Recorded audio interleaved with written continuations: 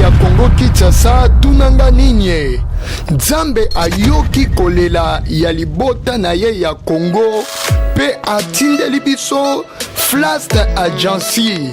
Flast Agency eye pona kopangusa pinzoli na bino nyonso bolelaki na makambo etali voyage na makambo etali ba formation. Flast Agency ezali ko travailler na des volets. Volet ya liboso ezali ko travailler na académie ultra professionnelle pona koyeba ko former bino pona misala bino bay obomi tungisamaki pona ko créer ba entreprise na bino. Flast Agency aye kosunga bino na ba formation lokola management, leadership, entrepreneuriat pe na suka na yango microcrédit na bango ekopesa yo financement po ete obanda oyo ezali entreprise na yo moko.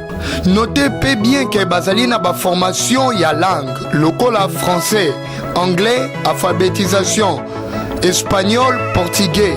Pe bino bay oyo bobangaka bangaka koloba liboso ya bato.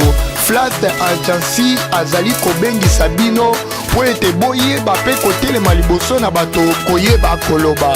Pe esuki wana te na ba formation pe lokola emploi, climatisation, pe site et télédétection informatique pona bino bay oyo bolingaka kokoma ba concepteur, ba programmeur, JavaScript, webmaster, base de données, pe ba conception, okanisi esili, mais tunanga nini? Flast Agency azali pe na oyo babengi Silo Travel, oyo eye pona ko faciliter bino po ete boyeba kozwa visa na bino na bopete. Lokola ya mboka, Chypre, Tunisie, Inde, Canada, France, Chine, Dubaï, pe Nouvelle-Zélande, pe mboka ya Oncle Sam, États-Unis d'Amérique. Pe kobosana te bazali na entrée express Canada, yo oyo olula na yo kokende kosala musala na Canada, kobanga na yo te entrée express Canada epa ya Flast Agency pe Silo Travel oza mobimba. Pe yo oyo ba escroc ba kosa yo na ba passeport ya lokuta pe ya mbata ba mela yo mbongo ya passeport. Yoka na Flast Agency Silo Travel okozwa passeport na yo kaka na 2 jours. Pe si mbongo na yo lelo dans 2 jours ozwi passeport na yo mobimba. Pe yeba ke bazali koteka ba billets nationaux pe internationaux. Pe bazali kosala import pe export pe ba frais. Kobosana te bazali na 10 000 bourses d'études. Yo oyo olula na yo kokende kotanga na mboka ya bapaya komitungisa na yo lisusu te po Silo Travel eye kosunga bana ya Congo 10 000 bourses d'études. Pe bazali na ba service lokola conférence, visite touristique, business pe ba soins médicaux. Yokande mama secrétaire a sololi yango na micro ya bomoko ya ekolo. Nous sommes Flast Agency. En fait, c'est une entreprise qui évolue sur le plan éducationnel et aussi sur le plan du côté voyage aussi. Sur le plan éducationnel, nous avons une académie de formation. Nous offrons des formations en informatique, des formations en management, des formations en énergie renouvelable, les mécaniques. Il y a également l'auto-école. Au-delà de ça, nous avons également une formation en entrepreneuriat. Sikoyo yoka yemoko DG directeur général ya Flast Agency pe Silo Travel Papa Wandu Kunga Joel yoka ndenge alelisaki mbonda na micro ya bomoko ya ekolo. Pour commencer, nous sommes Flasta qui veut dire The Future Leaders Academy et Silo Travel Agency. Notre agence évolue en 2 volets. Sur le premier volet, nous sommes une académie de formation ultra professionnelle. Pour ce qui est de l'académie, nous organisons des formations ultra professionnelles en management, leadership et entrepreneuriat. À la fin de cette formation ultra professionnelle, l'académie, en consultation avec son microcrédit, qu'on appelle IC Bank, donne à ses apprenants le financement pour qu'ils puissent commencer leur business.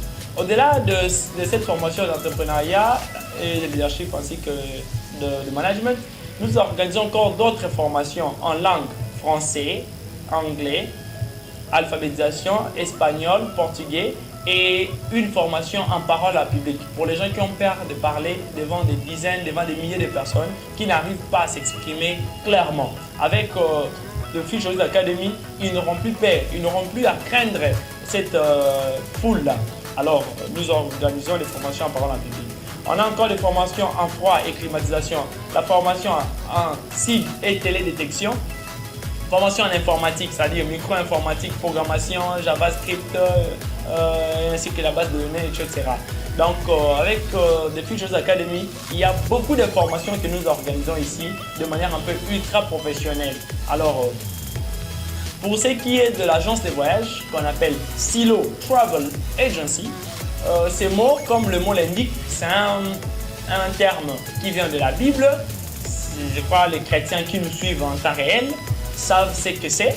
Alors, pour ne pas tirer le champ en longueur, nous disons aux téléspectateurs qui nous suivent en temps réel au travers de cette chaîne, qui ont été escroqués, les gens qu'on a escroqué de l'argent au travers des agences de voyage.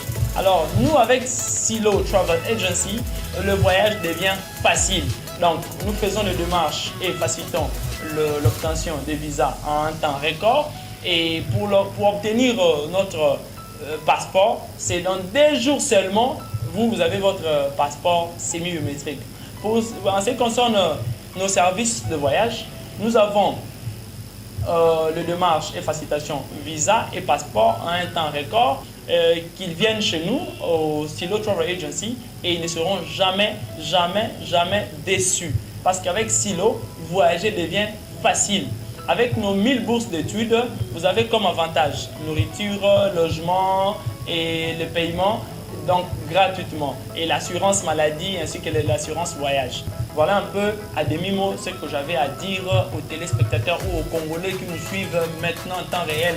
Qu'ils ne soient pas ou qui n'hésitent pas, qu'ils ne soient pas découragés. Et l'agence de voyage est venue pour essuyer leurs larmes. Les gens qui ont été escroqués par les différentes agences qui ont été installées au pays pour les dépouiller. Alors ne soyez pas déçus, ne soyez pas découragés. Au travers de Silo Travel Agency, vous serez consolés et vous allez voir une réalité.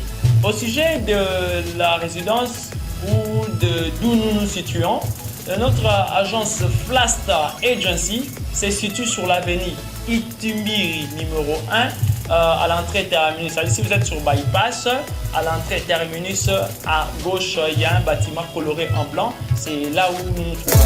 Pona kozwa bango eza nango pete. Avenue Itimbiri numéro 1, quartier Gombele commune ya Lemba, Kinshasa, RDC. Référence arrêt Lemba terminus Bypass. Soko lingyo benga bango na numéro oyo plus 243 81 63 31 559. Topé obengi na numéro oyo plus 243 81 48 39 315.